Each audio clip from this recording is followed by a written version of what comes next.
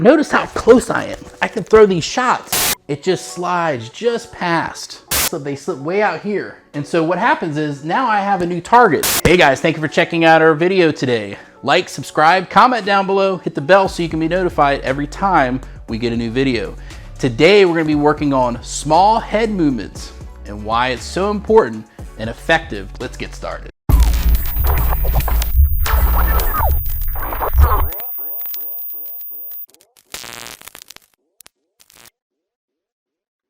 One of the biggest issues I see with some students that I have when it comes to sparring is they learn how to do basic bobbing, weaving, slipping, but what ends up happening is they over-exaggerate.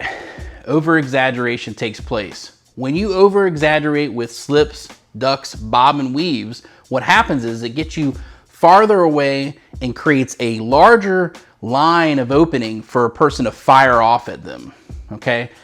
This is something I see all the time, okay? So one thing is if he gets in his fighting stance, go and get in the center there, and go and face the camera. So one of the issues that I see is that when, for instance, go ahead and slip to the left, okay? So when he slips to the left, the idea is that you're just going to be there just enough to slip. That's why they call it slip. You're slipping just past the punch, okay? That's very important. You're just slipping just past the punch. When you don't do so, you get farther away, which means that the person can see your head, the target, easier, okay?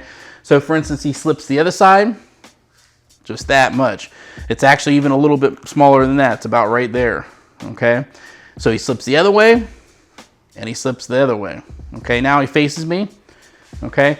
And so if I'm in my position here and I throw a punch, it's just past the punch. It could even slide, okay? I throw the punch, it just slides just past, okay?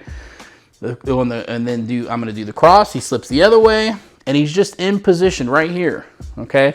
So I go, and he gets out of the way. You go, he gets out of the way. So I'm just doing it just enough to get his chin out of the way. Notice his chin is tucked in, okay? All these things are very important. I do the cross and he goes here. So it's the same thing when we duck. When we duck, if I'm aiming for his chin, his head is gonna go just below, and maybe I may hit the top of his head. The top of his head, that part of the skull is the thickest part of the skull. I throw the punch, and he can even tip his head down even a little bit more. See that? And I may hit it, and if it's a bare knuckle fight, it's gonna hurt, okay? Just like this, okay? That's the next thing. Notice the other thing, if you hear, okay, when you look at his feet, when he does that duck, he picks his feet up. That helps him drop faster because he's using gravity, okay? That helps him drop quicker than what he would do is if he just use his body to do so, okay? So then we have what they call bob and weave. When we do the bob and weave, he wants to bring his head down straight first, okay? And then when I attack, he comes around underneath it.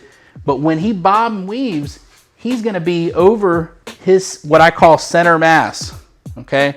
Center mass is kind of like the inside what we call the triangle, okay? If he bob and weaves the other way, his head is over top of his left foot or right foot, depending on what stance you're in.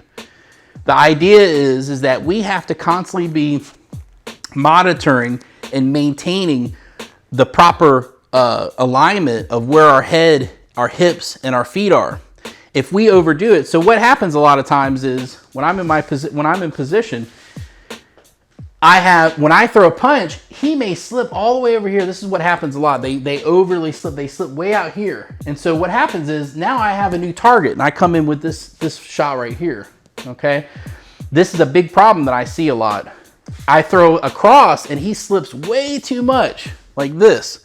Okay, now if it's a kicker, I'm gonna kick like this. Okay, if I'm a puncher, I'm gonna come in like that. Or if I'm an elbow, if I can do elbows, I'm gonna throw an elbow here. Okay, over exaggerate. Same thing with the duck. I have people, they duck all the way down real low like they're doing a squat, and they drop down like this. And they can throw that knee in there, okay? A lot of things can take place. It's very dangerous. It's the same thing with the bob and weave. Over exaggerating your body movement is very dangerous. He bob and weaves and he goes way out. He brings his head way out this way when I come in like this, and bam, just like that. If he tightens it up, guess what? I just got jammed up by throwing that cross, okay? So let's show it from this side. So I go like this, and see, I can't throw, when he does that real wide, let's see how much I could throw this kick or that punch, okay? So keep that in mind when we're doing it. So when you practice, go ahead and stand back into the camera. When you practice, he does the slip, okay? So when he does a slip, go ahead and let's take a look at the where he's standing. So his head goes right over, if he does the slip to the inside, his head hovers right over the top of this spot right here, okay? Okay, if he does the other way, if he slips the other way, his head is going to be over top of his right foot, okay? He's in right stance. So that's the way it's going to be, okay? Same thing with bob and weave. If he bob and weaves, he bobs to one side and then bobs the other side. He's always staying inside that gauge of those two spots. So this, I'm telling you, if you change this, you're not going to get hit as much because you're tightening up everything. You want to get around those punches by not over exaggerating, but keeping everything real nice and tight. So one of the things that I want you to keep in mind is if you keep everything nice and tight, what's going to happen is everything will be right there for you. Okay. So for instance, if he throws a cross at me and I move off just like this, if I move off way over here, when I want to try to counter, it's going to take me twice as long to get there. When he does it and I slip and I stay right here, notice how close I am. I can throw these shots real easy, a lot easier, okay? Which means it'll change my timing, it'll change my balance, because if I slip and I over exaggerate, I go way over here, okay, I'm gonna be off balance, okay? But if my head stays over top of my foot and then I do it, then I've got something, okay? The other part, I call it the triangle. When I slip to the right side of the triangle or the left side of the triangle. That's how I want you to see it. When I throw a jab, he slips, okay? He's on the left side of the triangle. If I throw a cross, he's on the other side of the triangle. He's always just working those triangles and bringing himself actually closer so he can make a counter attack, okay? When you slip and you slip, for instance, to the right, it takes you farther away from the attack. When you slip to the right, it will take it, and you go off to the right instead of triangling like I'm talking about. It takes you farther away from your opponent, so you can't come back with an attack as quick. Okay, so if you keep that in mind, if you're at home and you're practicing, and you go and you practice when you slip, you go to this side or that side. Okay, put a piece of tape on the mirror just at your chin height. Okay, and you slip to one side or the next, and you come forward when you do it on each side. That'll bring you closer.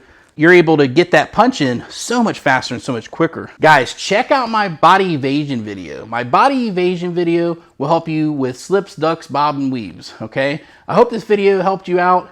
See you next time. Hey guys, thank you for checking out our video today. Comment down below if you have any questions about what we covered today. Go to our website, pinnaclecombatarts.com. And thank you so much for your support. Have a great day.